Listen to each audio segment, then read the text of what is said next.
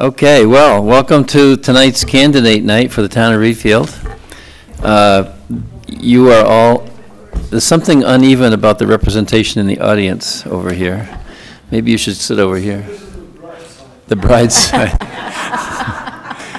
Okay, so when the women answer the question, you sit over there. When the men start answering the questions, you all got to move on this side over here. Anyway, I'm Doug Stevenson. Maybe I said that, but I'm glad to be here, and hopefully, I understand that there's a 2.5-hour slot we have to fill in the cable TV program, so if you have snacks or something, it's time to not start eating them just yet. Anyway, I understand that you're all unopposed, and you're running for 4 different positions in 2 different parts of the, I think this is the select board over here in the school. Is it school committee, or are you for the CSD? Is there a difference in Reedfield? There's only the RSU. Oh, it's only the RSU. Okay, so that's the board you're after. Good. We'll get that down. So there are no secrets, there are no surprises. We have many questions over here in the audience, I'm sure.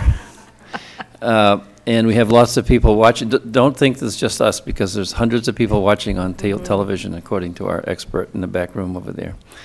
I did give you some, because this isn't an exercise in extemporaneous speaking. I've given you a few ideas for our questions that we've had either sent in or had in anticipation of tonight. So I don't want you to be surprised. You can make whatever notes you want. You can't speak forever, but we'll give you as much time as you want to have people know who you are. Now, I'm sure that many of the people in Reedfield know you, but they may not know exactly how you want to approach what it is you intend to do. Some of you are incumbents. Is that right? You're an incumbent? Correct. Both are you all incumbents? And Sean, you're an incumbent? No? Not I. No. Okay, so if you're an incumbent, you have something to go from, and if not, you have things you can talk about in the future anyway. So with that, what I'd like to do is just give you each a couple minutes to introduce yourselves to the community and talk about what your ambitions are for the position you intend to fill, which actually is the first question. So we'll at least start with the first question, and then after that, we'll see where we go. How's that for a couple minutes? So let's start right here. Go across. Thank you. I'm Bruce Burgoyne. I'm the chair of the select board. I'm running for re-election after thinking about it a little bit. We have, I think, a board that works very, very well together. When I ran for my initial seat, my goal was to build good governance within the town, some capacity for that. And that's not to say it wasn't there, but however, we had some distance to go. And I think we've worked on that. We've built a board that addresses that. We've also worked very hard on setting goals by select board, as not only for the current coming year, but for several years looking to the future, and maybe many years looking to the future. One of the things we're looking into is a possible solar project, for example, to service the town's electric needs. So those are items I would like to continue working on. I think we need to solidify how our governance works in town. Certainly probably learned during the last 3 years and made some mistakes and had some false starts here and there, but I think by and large we did well. I will end by just simply saying I was very fortunate to run with Chris Salmons in my initial seeking of a select board seat, and I'm delighted that she is running for re-election. She's been a great teammate, a wise counsel to me, and so I hope in your consideration of me that you'll add that supporting individual to your consideration as well. Thank you. Thanks, Bruce. Chris Salmons, I'm the vice chair, select board, and as Bruce said, we ran it together 3 years ago, and it was a learning process for both of us, but it was a great way to start because we had each other. And I like to serve Reedfield because I love Reedfield. I think it is a beautiful town. I think it has great people, great volunteers, and it's just a wonderful place to live, and I want it to continue to be a wonderful place to live. And my goals are to have more family activities, to help the businesses. We want to be business friendly. Those are two of my goals, my personal goals from our select board goals. We also have town building plans. We have a property tax assist this year if it passes. That was Bruce's big deal. So there's a lot of things that we said we were going to do that we've completed, we've accomplished them, but we still have a lot more to do, and that's why I'm running again. Thanks, Chris. And now we go to the RSU. RSU. I am Patty Gordon. I'll be on the ballot, Patricia Gordon.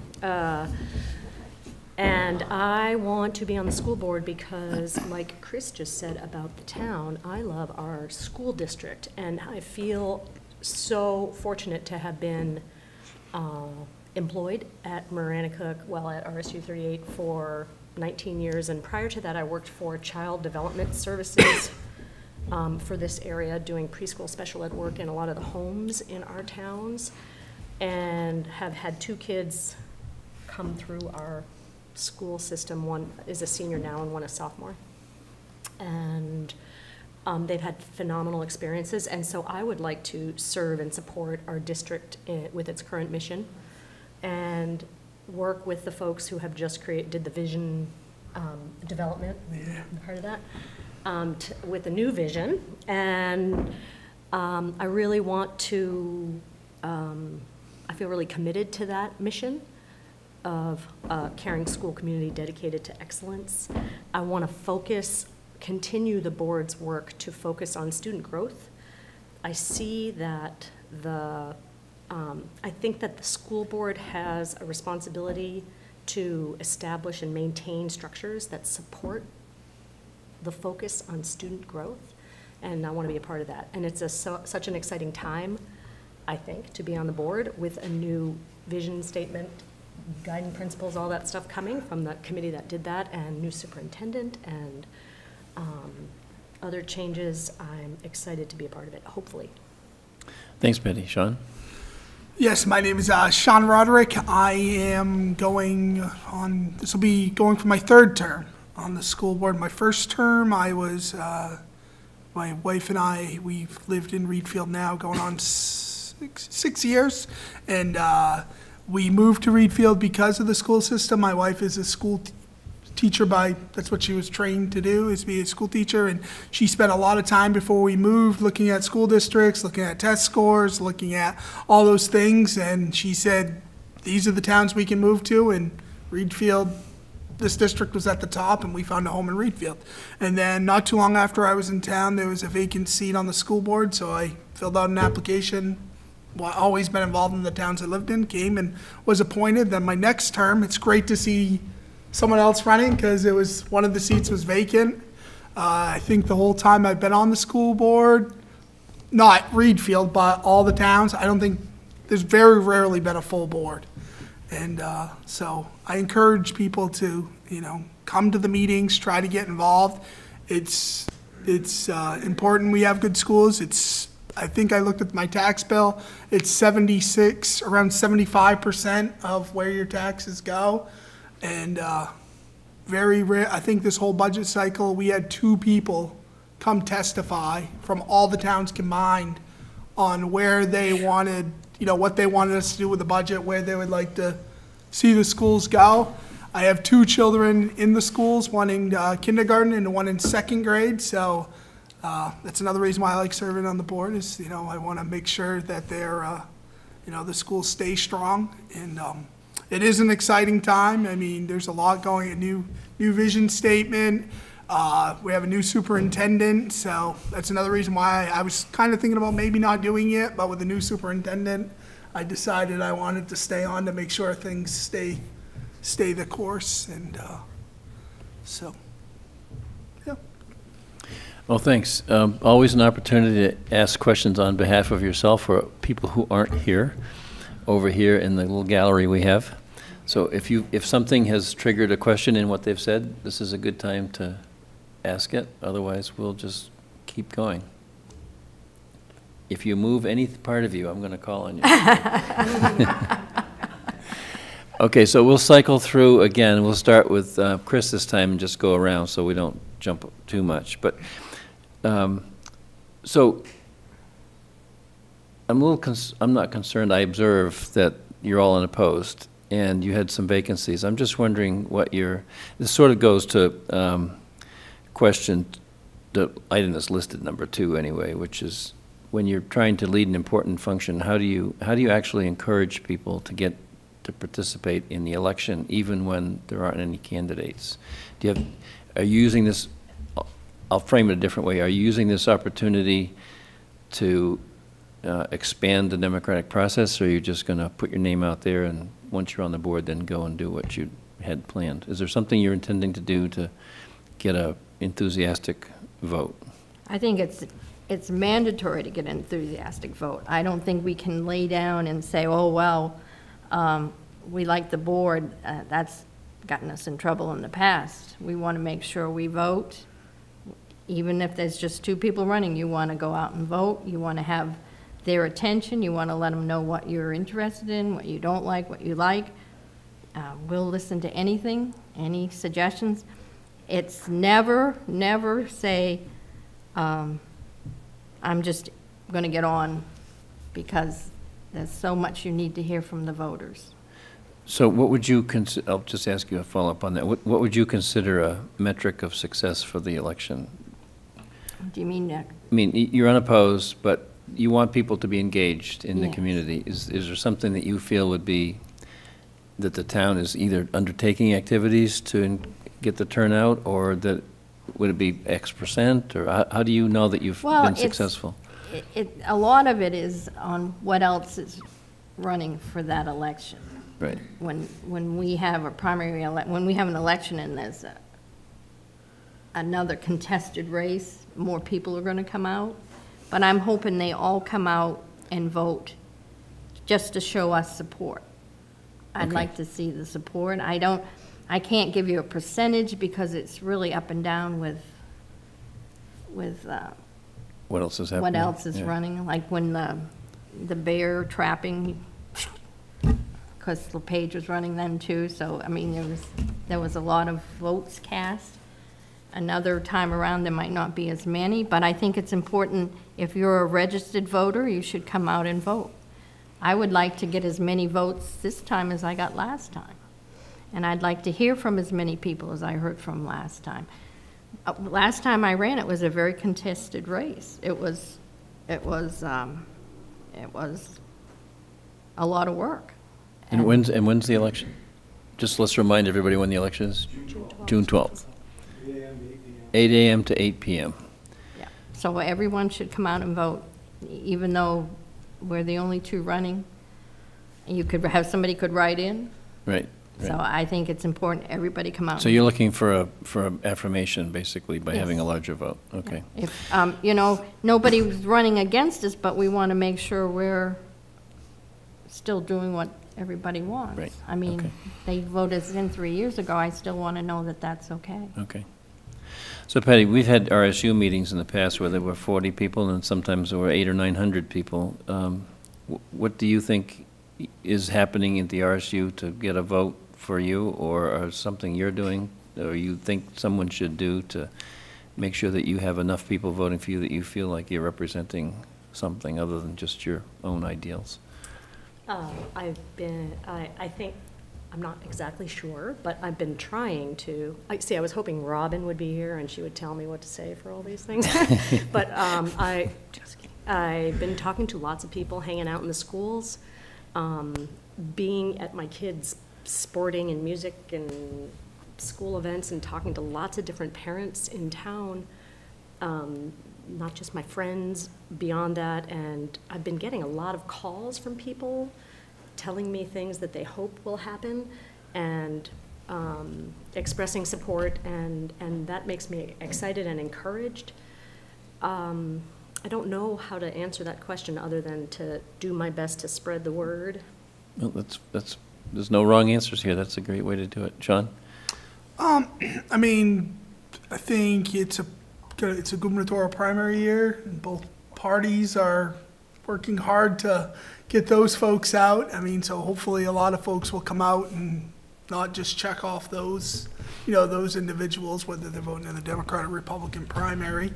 For me, Matt, my kid, kids go to birthday parties, school board meetings, different meeting, try to attend sporting events and, tell people I'm on the school board. I mean, it's interesting to me that you're getting calls because I think in my whole time of doing this, I may have gotten from Reedfield residents. I can count them on one hand, the calls I've gotten.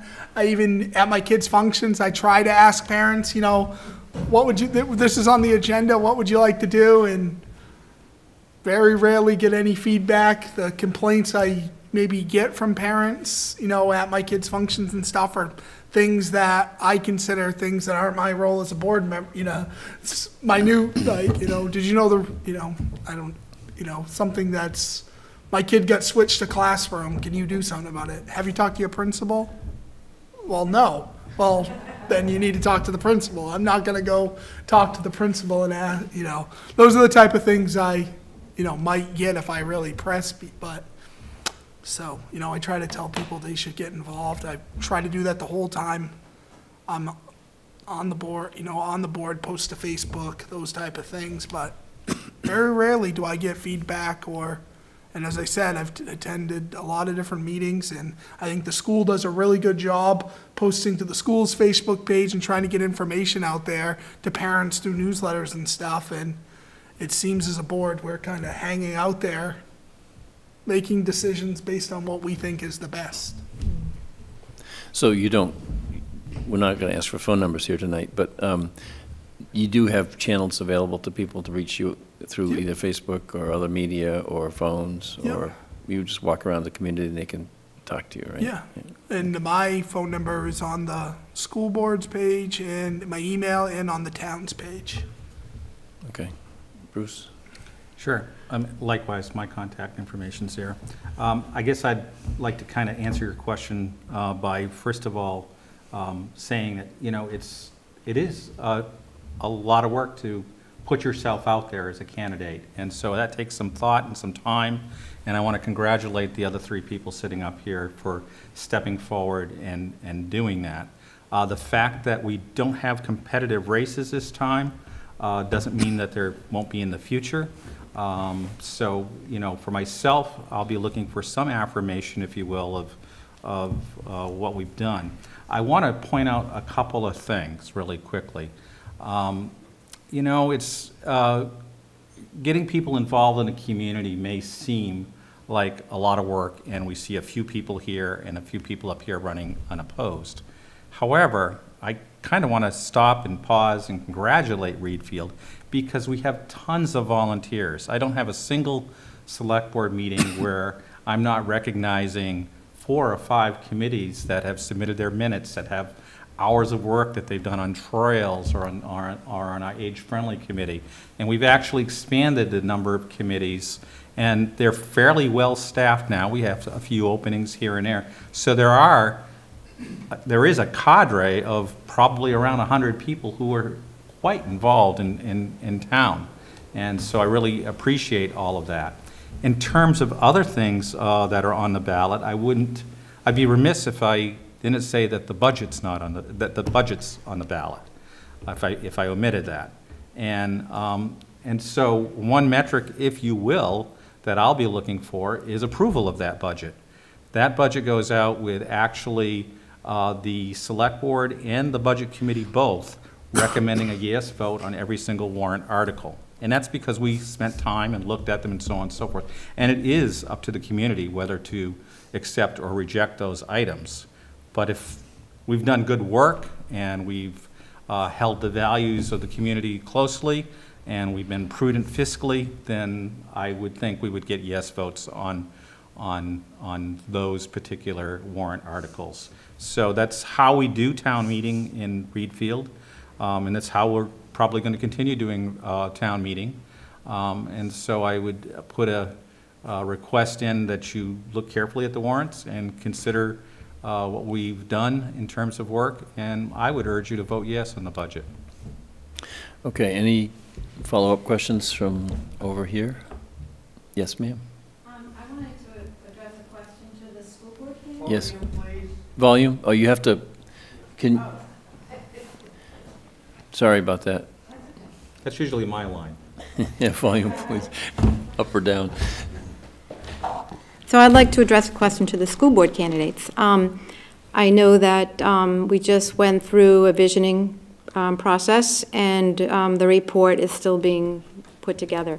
But I wondered what you, as individuals, think that might be a future direction for the schools to take. What is your vision?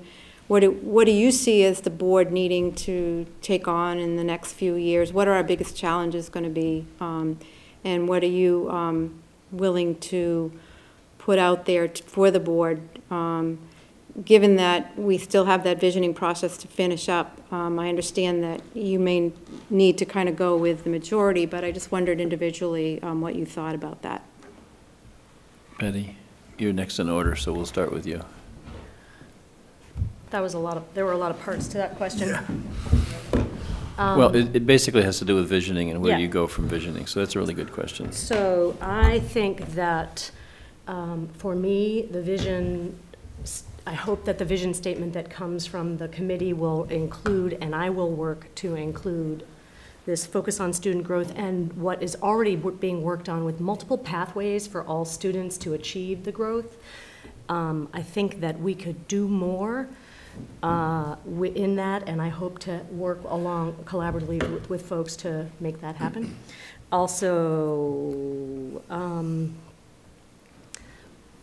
remoralizing staff and faculty at the same time being really open and transparent with real community stakeholders and having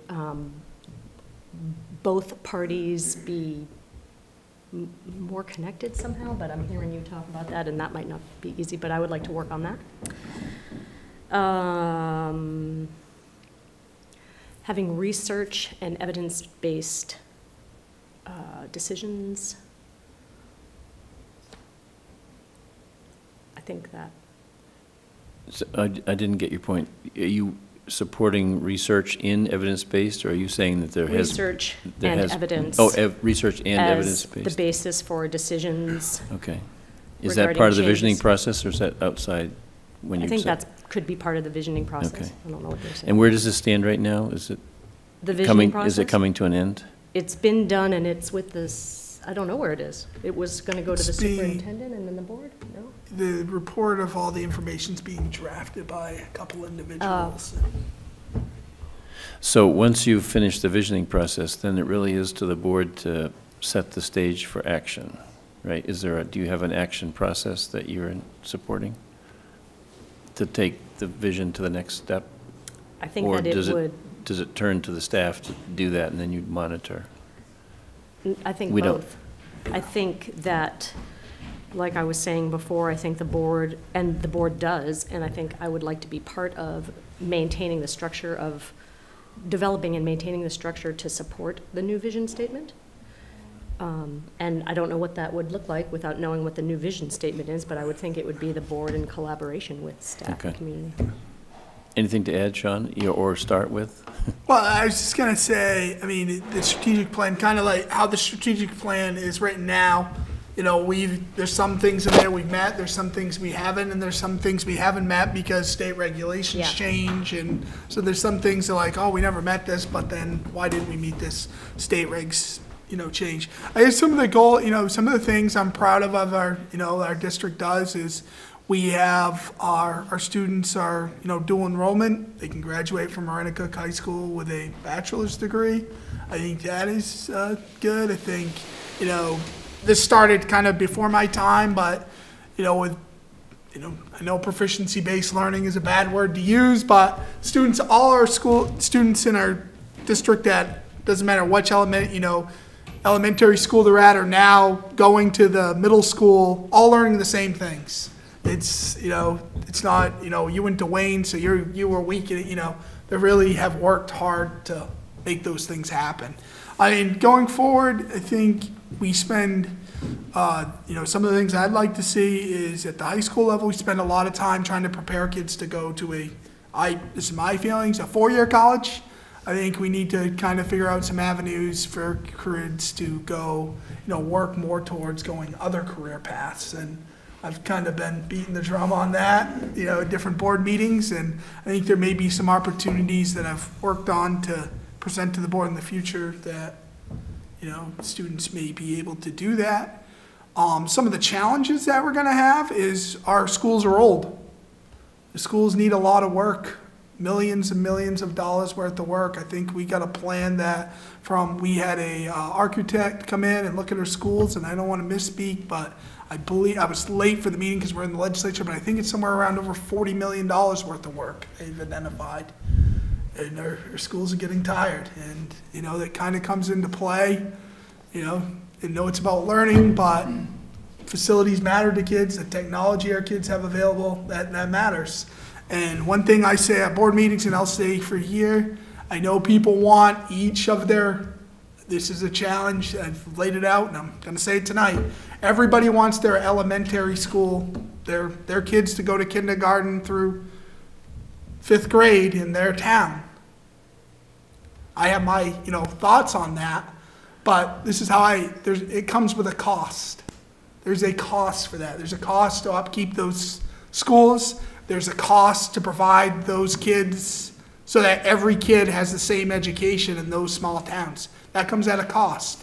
And people, I'm pretty conservative when it comes to a dollar, and people will, my wife will say, I can't believe you voted for that. And, and I'll say, or some of the board members will say, I can't believe you voted for that. But I'm never going to vote so that a kid in Reedfield doesn't have the same opportunity as a kid in Wayne or a kid in one of the schools. And if people want to keep those schools open, I will continue to vote to do that. But I just want to let folks know there is a cost to that. And it's a pretty significant cost. Doug, may I make a... Yeah, I'm coming around. I'm just going to Sure. take the same theme, though, because you can comment either on the school visioning process or question number 4, which had to do with challenges and opportunities, which from a select board's point of view may well be the same issue. I don't know, but I'm sure that the select board has a visioning well, I shouldn't say I'm sure of anything. If you have some visioning process, then you could at least wrap into this answer the challenges and opportunities you face, including maybe one of them is the school. So go ahead. Yeah, I wanted to just mention the RSU 38 visioning process because I was a part of that, and so is John Parent, who is a member of this board, and about 70 to 80 other people from across all 4 towns. Our town manager, Eric Dyer, was also involved in that. So there were people who were farmers, who were fish and game officers, there were people who were teachers, there were people who were select boards members, there were people who were parents, there were people who were town officials who weren't, there were people who were retired. So I think a real cross-section, and this is kudos to RSU 38 for initiating that kind of involvement. So I feel that, the final product, as it boils down, will probably be a very good product. And I commend RSU 38 for doing that. And actually, I was very fortunate because I was on school board many years ago that I actually participated in the first visioning project I did, which was about a dozen years ago. You may have been involved in that one. I was. You were. I was involved Great. in the CSD birthing process in 1974. So. But in any case, so kudos to RSU 38 for involving a very wide number of people. And by the way, I want to also mention that there were students at that visioning day and a half as well, which was great. We do actually have a select board retreat where we set goals, and we have really tried to focus our goals on not just simply what we're going to accomplish in the coming year, but laying foundations for what we might be doing in outgoing years. And some of them are kind of mundane, like reviewing governance documents. I mean, reviewing ordinances and looking at wording of ordinances isn't exactly the fun stuff sometimes, but putting together a tax relief program for very low income or retired people in town is something that is exciting and new. So we do develop a set of goals. That select board retreat is open. It may be just kind of boring. It's really not a place that the public necessarily comments on, although we do invite them to perhaps let us know what direction we want to go in at the beginning. So if we're fortunate enough to be reelected, you will see that probably take place in either late June or early July. And it'll be a good opportunity for you to say, this is something I think you should focus on. And you don't necessarily have to do that in person, but you could drop us a line, and at least we're aware of your thoughts. Well, that question came from over here to start with. Are there any more good ideas over here? You gonna make me do the work here? I just wanted to add that big project list I mentioned, where we are working on a bond to try to bond a good chunk of that. So there will be probably next fall, probably some type of bond coming to the residents to try to alleviate some of that, so we don't, because every year I've been on the board, we do the budget, there's all these projects that keep getting put to the back of the line, and now some of these things, as they said, heating valves could blow off. I mean, I'm not trying to scare people, but it's reality. I can just give you a reference point. My mother was on the school board when they built Maranacook. She's 91 years old. I had brothers and sisters in the school. So there will be, we are working on. It is an old school. Yeah, we're working on, the Manchester school, the heating system is original, I believe. I don't want to misspeak, but from whenever it was, probably was built in the 60s, I would assume, that school. And that's when the heating system's from. So we are working on, I guess my point is, we are working on a bonding process to try to get some of these projects. And these would be bonds in the name of the RSU, not the communities. Correct. But the communities would obviously have to approve them. Well, I did have a question about capital expenditures, and you started it, and I was going to start with you, so that's great. So is there any capital expenditure looming in the town that you see, other than, of course, always something big hanging out there? But Are you starting with me? I'm starting with you. Well, I started with him, but he already Okay, that's carried great. it on. So There isn't a capital investment in terms of a new building. However, the capital investment plan for the district, for the town has received a lot of attention this last year, and we've been very thorough in going through that, and very thorough on working with the budget committee to try to look at things that we need to do on a capital basis and time them in such a fashion that we don't have spikes and drops, which is really, everybody would like a tax reduction, but if you reduce people's taxes a couple mil 1 year because you ignore and don't do a lot of stuff, and then you have to then spike it up the next year 4 mils, that's not a good way to plan and to govern, in my thoughts. We probably have to keep an eye on the library, which is a small and an aging building to some extent. We want to make sure that our investment here is taken care of. We have, for example, in the next year's budget, some capital improvement that will go on in the front that will increase capacity for dealing with people who have disabilities, accessing the building properly and so forth. We have that now, but it's kind of a workaround way of doing it. And so we certainly want to be fully accessible to people. Other than that, there isn't anything that I would point out and say, that's the big capital thing that's looming over you. The exception to that might be the collaboration which has been going on for many years of dealing with the Maranacook Dam. And the Maranacook Dam, as you know, there's 2 basins to Maranacook. One that's the northern basin, which is primarily Reedfield, and the southern basin, which has some Reedfield property on it, and primarily Winthrop. And we, by hook or by crook, we became responsible for that dam many years ago, and it needs attention. We've gone through a number of meetings and worked on this, and so we do have a bond that is going to come forth to voters that will address the dam structure. And we've been working in collaboration with the with the Winthrop Town Council. We had a co-meeting with them here, which is probably an unusual thing to do. But it was a great opportunity for us to get to know each other and to hear from our residents together. And for us, we heard from some of their residents who are kind of downstream from Maranacook as well. We have a lot of property that has great tax value to the town of Reedfield that is on the lake, and we want to protect that property and its value, and for the huge number of taxes actually that contributes to our tax base. And the dam is, that project is finally coming to fruition. And I want to particularly thank Eric Dyer, our town manager, and the town manager for the town of Winthrop. The two of them have worked very hard on making sure that applications go on in time and so on and so forth. Working on a dam is probably one of the most intricate things you can do because you're involved with water and so on and so forth.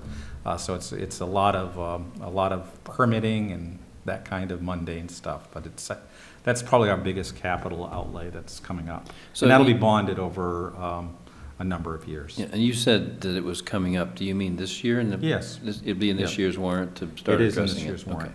Okay, great. Chris, anything you'd like to add to that from your capital expenditures? We have the sand shed also at the transfer station is going to need some repairs, and the dam is an important capital expense now because we've been getting quotes for years. That just never came up to be the correct figure.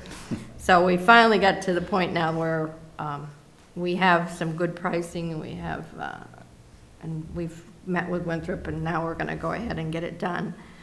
But we've approached capital expenses. Eric Dyer goes and sets money aside for some of these things so that when we need to do these things, it's not going to be a big hit for our residents, so that capital expenses can be leveled out a little bit. So you don't have a big fire truck or something coming up right away? We had a big fire truck last year, and I'm sure there's another one that's going to have to be replaced, but we're setting things aside for that. Okay. Eric, how long did you want to go? This has been like 40 minutes. I don't know how long you want to go. I mean, this is fascinating to me. I could do this all day, but yeah, I guess it's getting toward quarter after. Yeah, I think that if we had a couple more questions and Okay. maybe a couple more rounds. Okay. Maybe- So it's maybe the an audience's turn to come up with a question. Yeah. You can sit over there patiently and hide behind your chair, but they're collaborating on a question over there, I hope.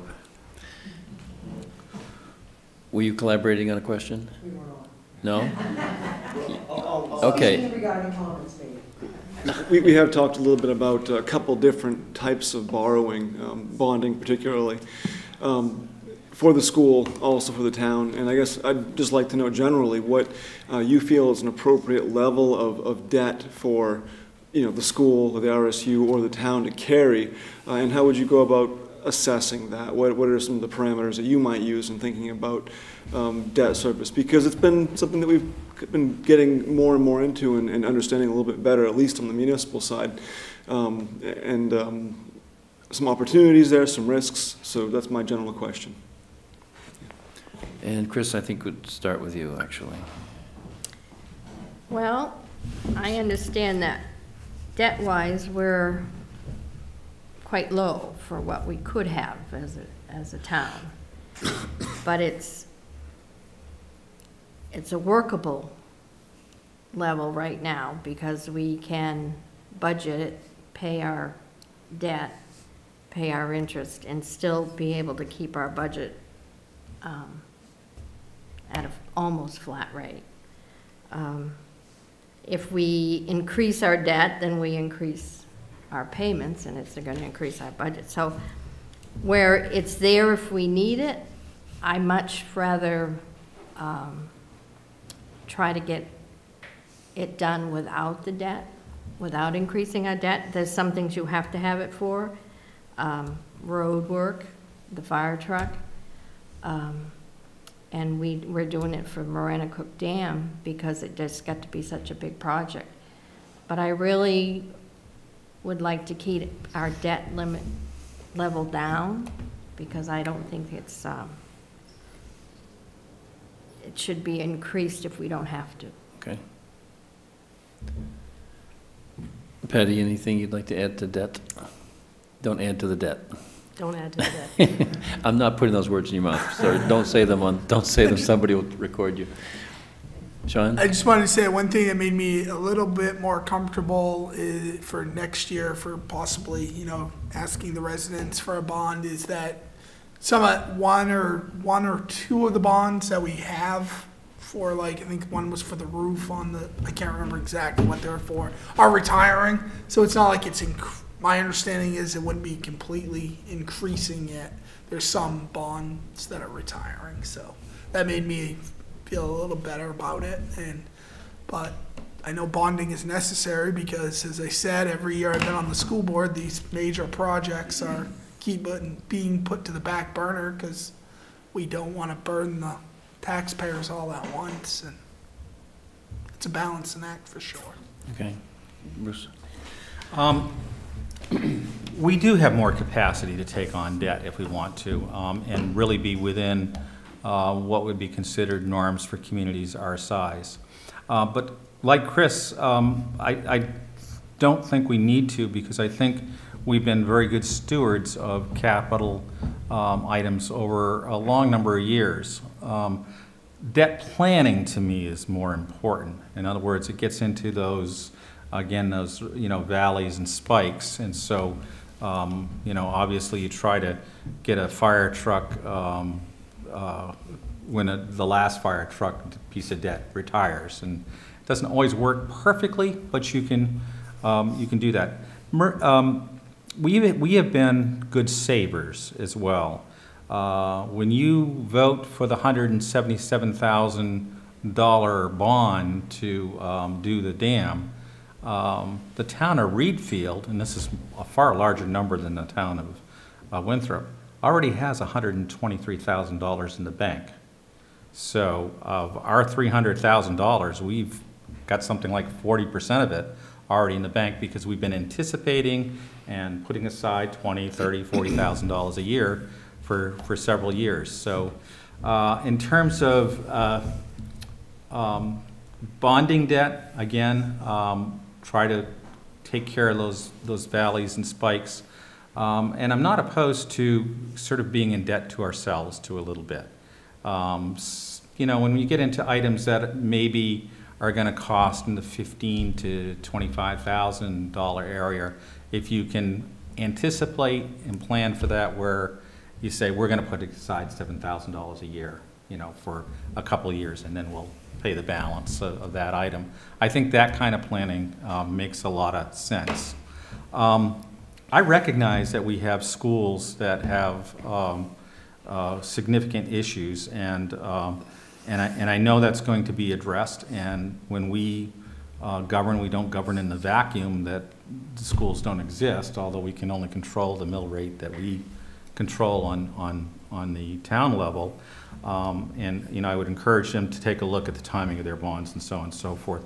But I will make a statement here that I do want the public to know that it's my belief that the state of Maine has not stepped up to the plate on a number of things, and that is actually supporting infrastructure for schools. And I would hope that our delegation, which is Senator Shenna Bellows and Representative Craig Hickman, who were both running for re-election, I believe, and their opponents, would support taking a hard look at the amount of money that the state invests in schools. And the state invests through its formula, but also in the past has had a more robust, if you will, pocket of money for aiding with structure. That has served Maranacook well when we built our middle school, for example. But I think the state needs to take a look statewide and seriously consider a major bond for schools or a major investment for schools, so that we really realize the kind of infrastructure that serves students well in a very fair way and supports local towns so that the entire burden, if you will, does not fall on local property taxpayers, which tends to be a very much more challenging way of paying for things like actual school building. So if we have a lot in that capacity, I would hope that our RSU 38 and residents statewide would be encouraging the state to set aside money for school infrastructure, or demanding it, I should say. Well, thanks. I want to wrap up with a question that I want you to think way outside the box. I work in energy. We spend a lot of time on sustainability and renewables and things like that, but technology comes into place, and we spend a lot of time on visioning here, which is really what this is all about, is your vision for the community. I'm just wondering if you could envision, say, 5 or 10 years from now, how technology and other things might have been introduced to the community, whether it was drones or self-driving vehicles or electric charging stations or renewable energy ports or telecommunicating centers or whatever, it's working at home.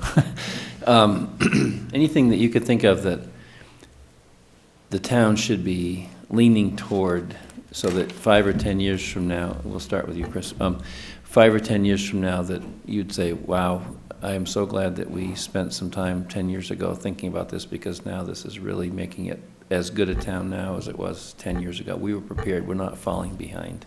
So you're not spending any money on this question. You're not doing much other than just thinking way outside the box. What kinds of things do you think that the town would be? It could be online stuff. I don't know. Where does it take you? We have a huge work from home business in Reedfield, so I think we have to take care of them. We have to have internet service and capabilities so I work from home.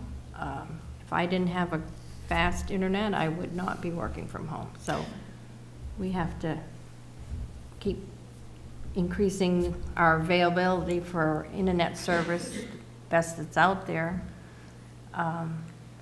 We also, renewable energy is one of our goals, and that could be expanded.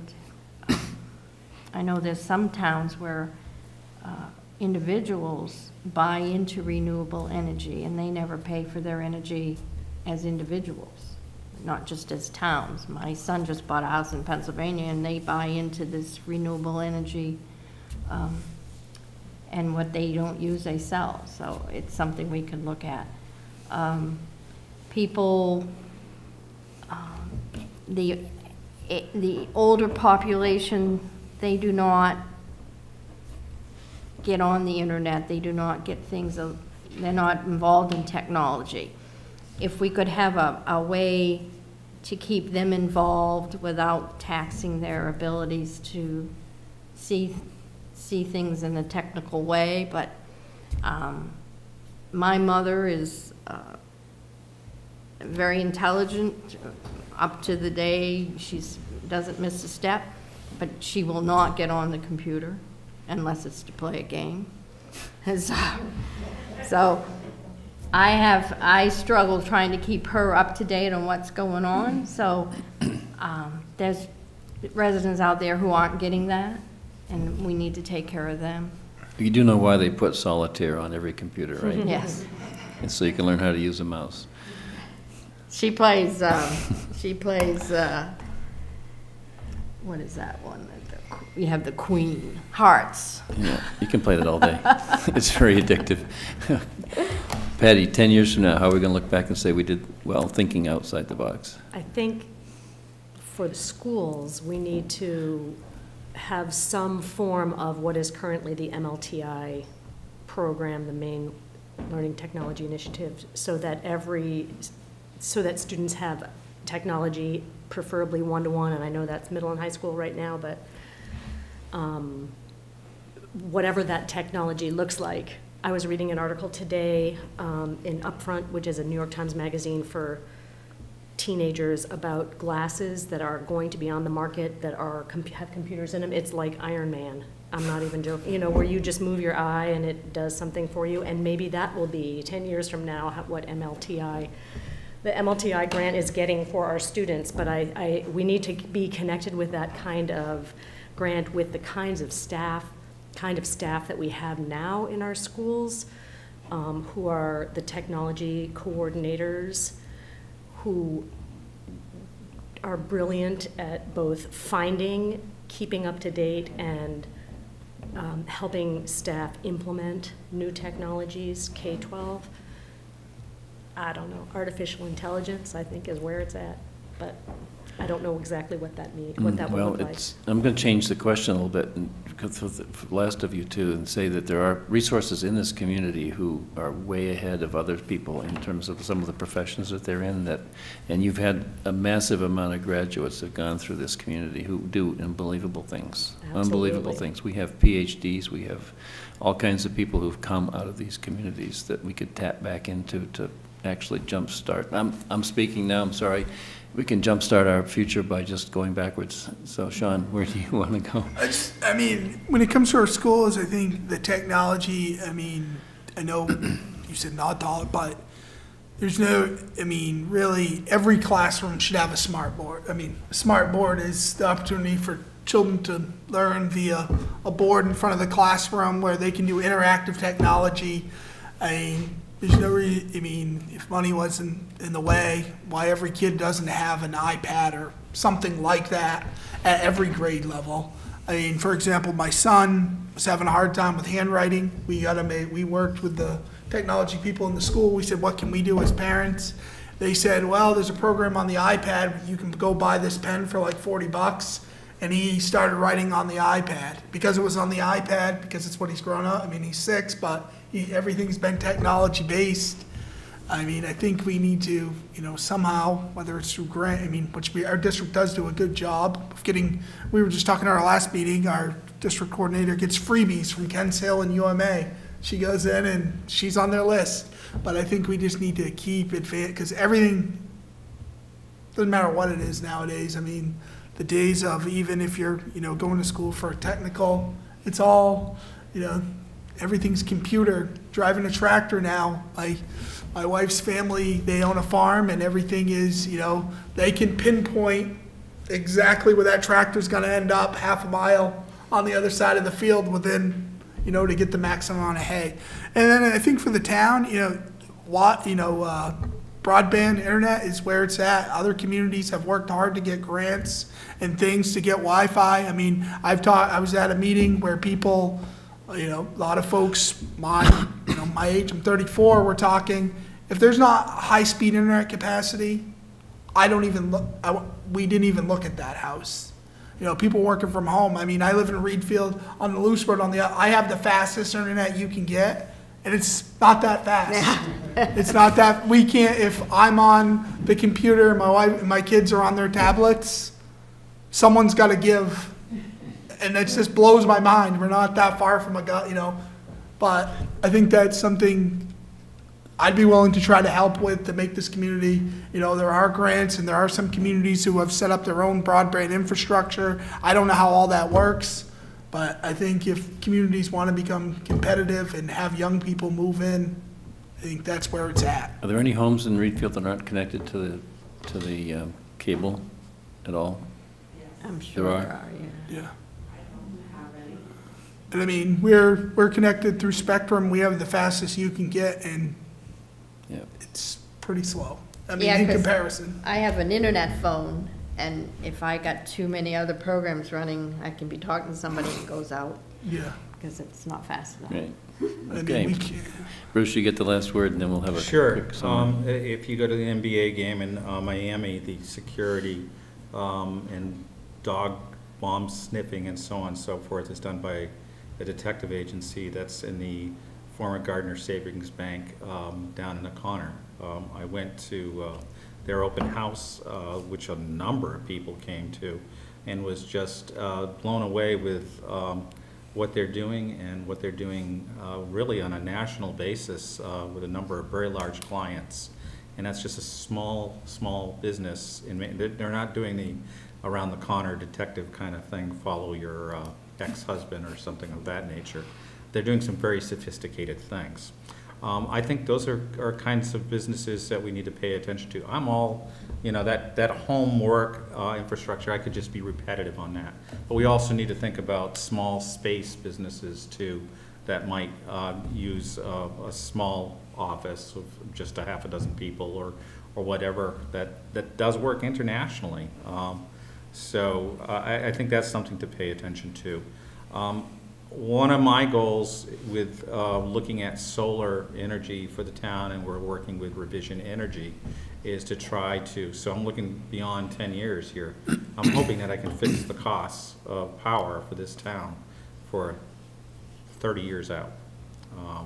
That's a big step, and we have a good group of people that are looking into it that is a cross-section of a number of different committees, and we will probably be bringing something forward to voters maybe November, but certainly by next year to look at a possible solar project.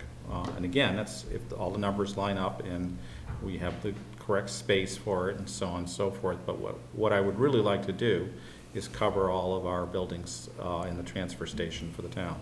Finally, I would put a pitch in for thinking about non-technical as well in terms of community value. And that is that we preserve waters and soils and open space for potential farms or whatever over the long run, and we look at ways to encourage that and preserve it for our future, because we're buying our eggs from somebody down the road. It's a delight to go to one of the local farms and pick up corn and other vegetables, and I think that's really an important long-term value to retain within the town of Reedfield. It's low-tech, but local economy really is very important, and so whether you're doing that with edible goods or yarns or whatever, I think that's all something to pay attention to as well. Thank you very much, Doug, for doing this tonight. You're welcome. I don't know if you want to make any I don't know if you need to make closing comments because you've said so many wonderful things. So I'm happy to do this. I think it's a wonderful event you have, even though you're all unopposed, to be able to share some of yourselves with the community. Appreciate you all coming. Thanks, Eric. Thank you.